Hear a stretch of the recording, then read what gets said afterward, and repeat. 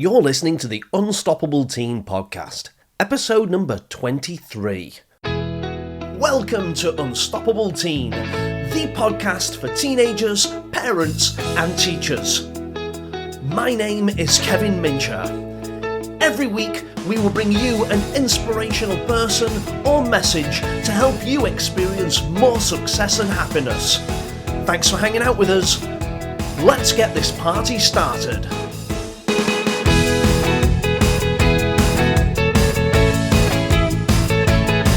Hello Unstoppable Nation, it's Kevin here. Welcome to the show.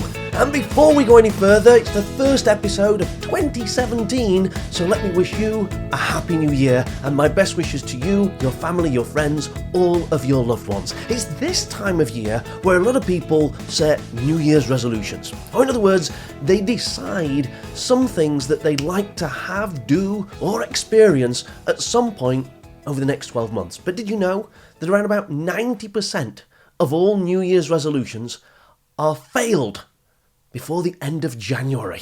Can you believe that? There are things that people say they want right at the beginning of January. You know, they sort of say, right, finally, I'm going to take control of my health and improve my well-being, get more fit and energetic. Other people might say, I want to take control of my finances. I want to make more money. Other people say, it's about time I built some better friendships and relationships. People set all kinds of goals. It's an easy thing to say that you want something in your life. It's a lot harder to make it happen. Indeed, once you've set a goal, let's say you want to improve your health. It's easy to say it, and it's even easy to start. You wouldn't believe the number of people who in the first week of January go to the gym and sign up to become a member of the gym. But literally, within days or just a few weeks, they stop going. Oh, they'll keep paying the membership, they'll keep handing over the money, but they're not doing the exercise and taking the action that's necessary to make their goals and their dreams become their reality. So it's easy to say it, it's even easy to start. But as my mate says, it's also easy to stop. And of course you know that this is the Unstoppable Teen Podcast. We don't want you to stop. We want you to make this the best year you've ever had. And so what I'm going to do is I'm going to share with you the 7 steps that I use. I want to pass them on to you, the 7 steps to make this year your best year ever. And what we're going to do is something we've never done before on the podcast. We're going to spread this content out over 2 episodes. There's so much to go through. I want to explain why a lot of people fail to reach their targets for the year and why so many people mess up their New Year's resolutions. And we're going to cover steps 1 to 4. There are 7 steps in total. We're going to cover steps 1 to 4 in this episode. And then we're going to cover steps 5, 6, and 7 in the next episode. We want to help you get this year off to a great start and make sure that by this time next year, you've made some of your dreams a reality.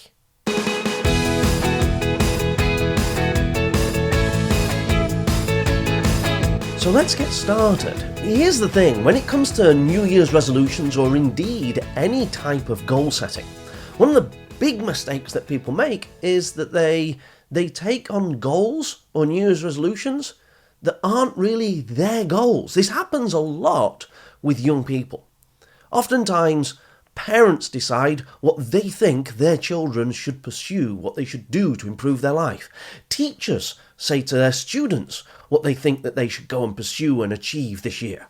But very rarely do young people actually take control of their own destiny and make decisions for themselves. And that's a big mistake.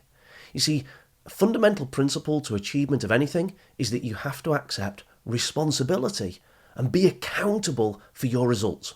And the fact is, if you didn't set the goal, if somebody else set the goal for you, when the going gets tough, and by the way, it will get tough, anything that's worthwhile, any meaningful goal, anything that's going to bring you great joy, usually entails a great deal of effort.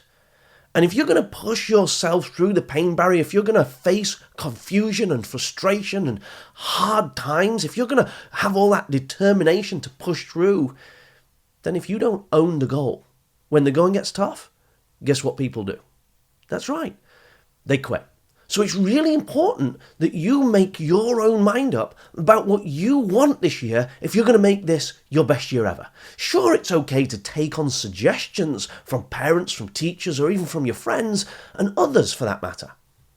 But in the end, you have to decide that it's definitely something that you want. So a principle that we've got to take on here is about personal responsibility and accountability. The next thing, before we actually go into the steps that I want you to understand, is this. I genuinely believe, and I can't prove it, but I genuinely believe that every single human being, that includes me and you, can have a brilliant life. We all have it within us to experience great joy and great happiness. It's not something that's reserved for a lucky or a privileged few. Anyone, me and you, we can have a fantastic year this year. But there are certain things we have to do to make that happen. You see, it doesn't happen by luck or by chance. As I say, it happens by design. Success and happiness aren't going to come to you on your sofa or into your bedroom and go, hey, I'm here. No, you've got to go out there and you've got to create it, you've got to go and make it. And I genuinely believe that everybody has the time, the talent, and the intelligence to create a fantastic future. The question is, how do we get from where we are right now to ultimately where we really want to be? I'm going to tell you, I believe there are 7 steps to bridging that gap from where you are right now to where you really, really want to be. There are 7 steps to making this the best year ever. So if you're loaded up now and willing to accept some responsibility for your life, and if you genuinely are prepared to take on the idea that I too, you, me, everyone, we could all have a fantastic future. If you're going to work from those 2 core principles, then I can unleash and share with you the 7 steps that you're going to need to make this your best year ever.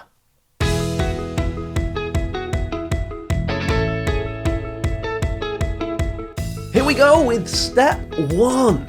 Now, step 1 is all about getting yourself into a positive emotional state.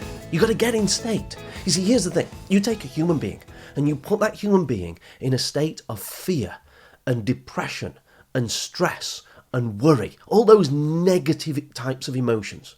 If you put somebody in a negative set of emotions, they'll make an entirely different kind of decision, or in other words, they'll set different types of goals for their life than if you put that same human being in a state of optimism, determination, ambition, courage and confidence.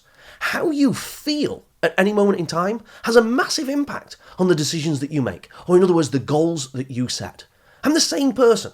I've got the same level of IQ, I've got the same physical capabilities, but the emotional state I'm in will have a massive impact on the goals that I set. Now, here's the problem.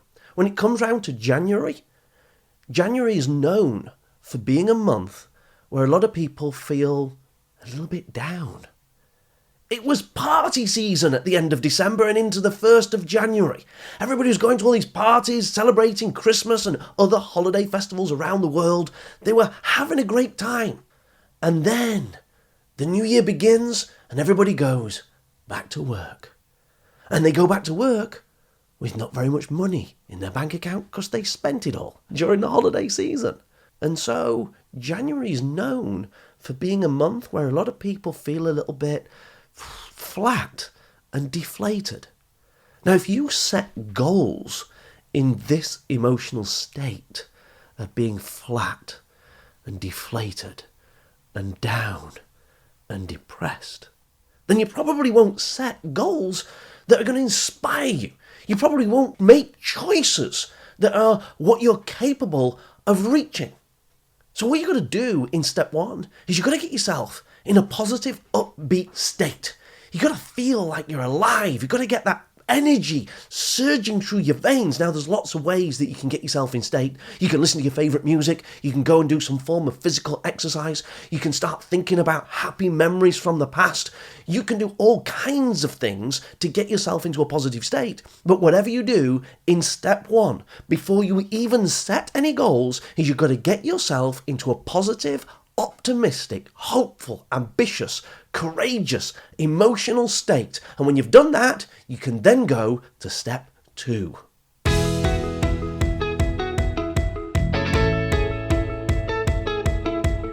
In step 2, this is where you actually set your goals. This is where you decide what you want this year and what you're going to need if you're going to make this your best year ever. It's the time to start dreaming.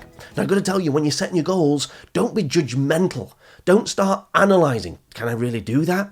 Is that really possible? When you're doing your goal setting, I strongly recommend it. And by the way, there are many different ways you can do goal setting. We have a report, a free guide on our website called the 38 Ways That Celebrities Set Goals and Achieve More, and how you can do it too.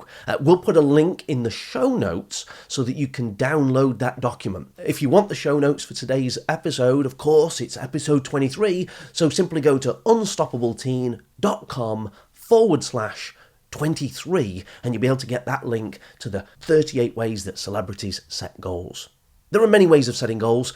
You can write lists, you can draw pictures or cut out photographs of the things that you want this year. There are many things that you can do. But what matters is that you document it. You see, when you document your goals, I believe that something magical starts to happen. If you just keep it as a thought in your head, apparently research shows you're more likely to quit. It's really important that you get it down on paper. Put it up on your wall. Put it somewhere that you'll see it at least a couple of times each day. You'll look at it in the morning on the bathroom mirror, you'll focus it, maybe it's even a screensaver on your smartphone. But you've got to set some goals, and I want to encourage you to do this. Don't just set one type of goal for one category. In other words, don't just say, I want to improve my health and my fitness, because there are other areas of your life that are important as well. It may be that you also set some goals to learn things and improve your level of education. It might be that you set some goals to contribute to your community and make a difference and do something for charity. It's important that you set goals to do with your relationships, your friends, your family, the people that you love and adore and that you like spending time with. That you set goals to do with your career, and whether that's things you want to achieve this year or even off in the future. So what you're going to do in step 2 is you're going to make some decisions about the goals you want to achieve. And you're going to have this big, long list of stuff. Let the ideas pour through you and flow through you. Maybe you're going to put some of your favourite music on in the background that inspires you. And you make this big old long list across all kinds of different areas of your life. Folks, that is step 2. You're going to decide which goals you want to pursue.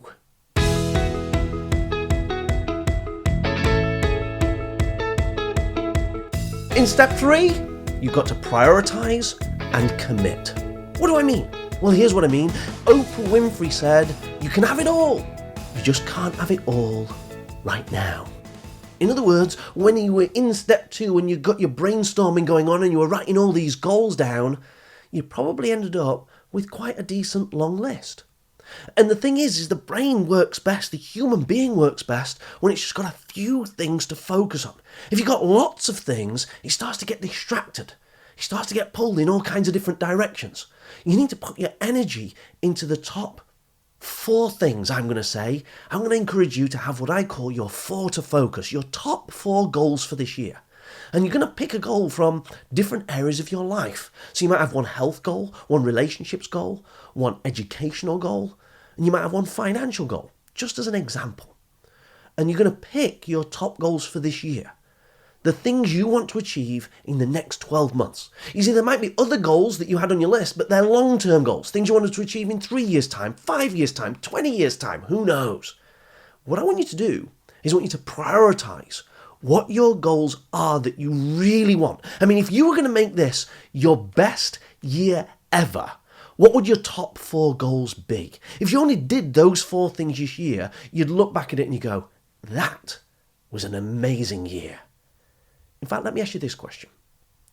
If there were going to be 4 targets, 4 New Year's resolutions that you were going to pursue, and even if by the end of the year you failed to reach those targets, even if you failed, you know you would have had a great time trying to reach the target. What would those targets be? Even if you messed up, even if you didn't quite make it, which targets would be the best ones for you to go to? Where you'd wake up in the morning, which are the targets, which are the top 4 targets that when you wake up each morning, you'd be thinking, I can't wait to start pursuing that today. Which are the top 4 targets that would keep you awake late at night because you were so excited, so energetic, so enthusiastic about making it happen? You just wouldn't want to go to bed. You want to stay up and keep going for it and keep going for it. Which 4 targets would that be for you? So remember, as Oprah said, you can have it all. You just can't have it all right now. So you've got to prioritize and you've got to commit to your top 4 goals. Figure out what your theme for the year is going to be, what your 4 to focus are going to be, and then you can move on to step 4.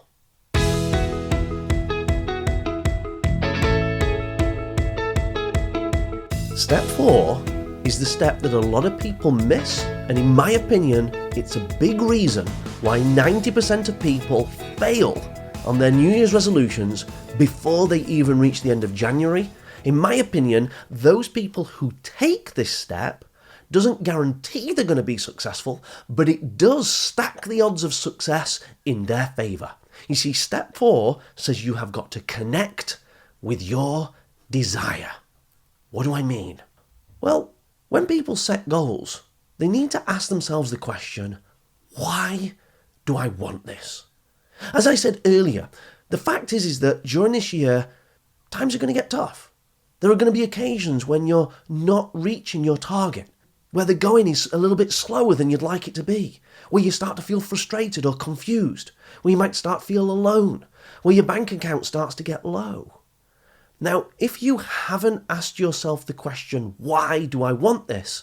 You're likely to quit when the going gets tough and revert back to old patterns, maybe just go and sit on the sofa or hang out and not really bother doing much. But when you set a target, you in step 3, I asked you to identify your top 4 to focus. Well, when you've got your top 4 things that you want to focus on, you need to ask yourself about each one of those goals, one at a time. You've got to look at it and you've got to go, why do I want that target? And I'm going to tell you, it's not good enough to just say, well, I want it because my mum and dad want me to do it. Not good enough.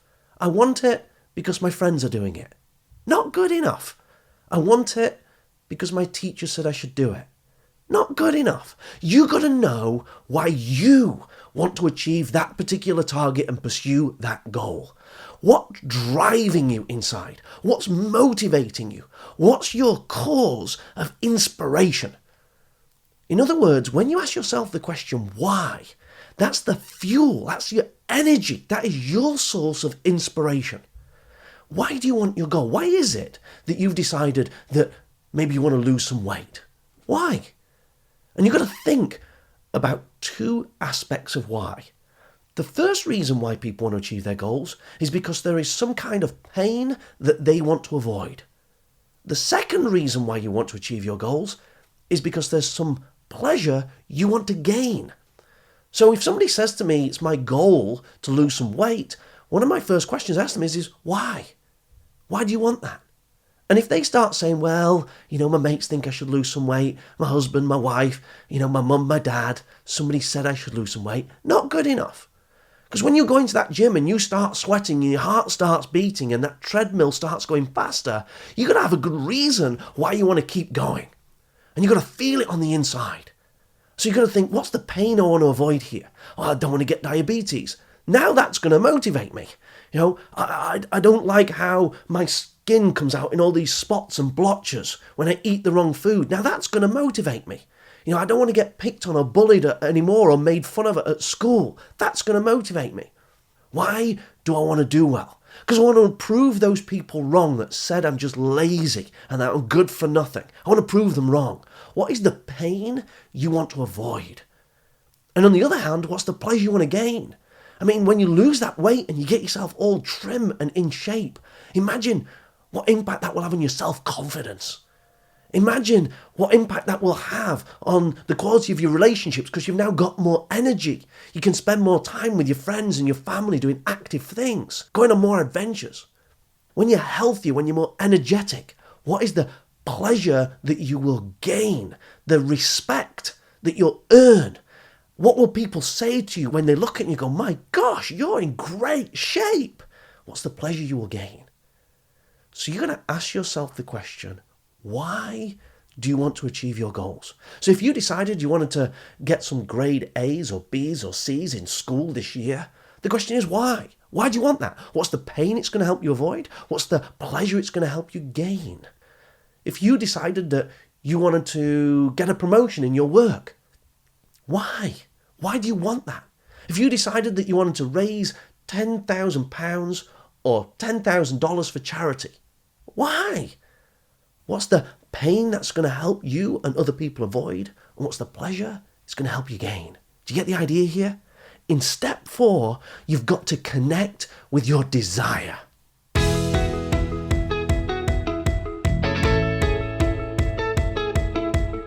Let's summarize these first 4 steps so that you can go away and take some action and start turning this year into your best year ever. Step 1, you've got to get yourself into a positive, optimistic state. Once you're in that positive state, you can do step 2, which is where you decide what you want your goals to be. You document them, you write them down, you brainstorm and dump onto a piece of paper all the things you'd like to have, do and experience this year. In step 3, you've got to prioritize and you've got to commit. Go for your top 4 things that you want to focus on this year.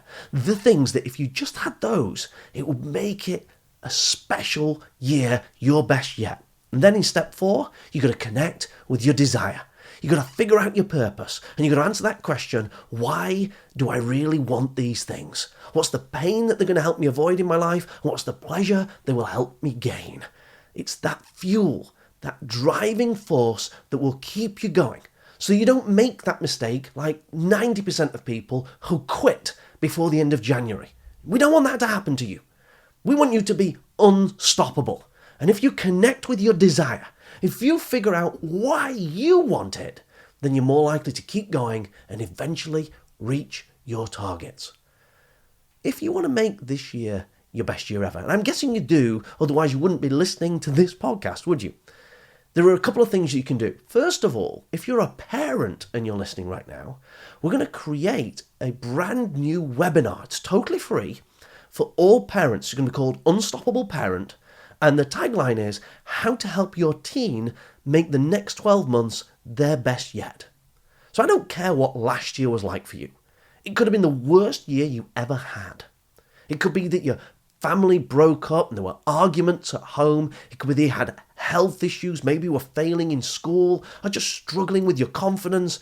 Whatever your issues were last year, I'm not interested. Because in this webinar, we're going to show you, in particular, we're going to show parents how to move beyond the issues of the past and make the future fantastic. So if you want to get that free webinar, it's brand new content. We're going to be sharing it later this month, and you can pre-register for the webinar now by simply going to unstoppableteen.com/2017. So if you want to make this, and you're a parent, you want to make this the best year ever for your family, go to unstoppableteen.com/2017. And of course, it'd be silly of me not to recommend my book. You see, the 7 steps I'm sharing with you in this podcast are actually taken from my new book that I published just a couple of months ago. It's called The Ultimate Youth Lifestyle. Now, you can go and find that on Amazon, wherever it is that you live, UK, US, wherever it may be. You can go to Amazon and search for The Ultimate Youth Lifestyle. And we've covered steps 1 to 4 today, but all 7 steps are in that book. Be sure to return for the next episode, where I'm going to cover step 5, 6, and 7 that will help you make this year your best year ever. Until then, have a great start to 2017, and I look forward to seeing you soon, where we'll help you become truly unstoppable. Bye for now.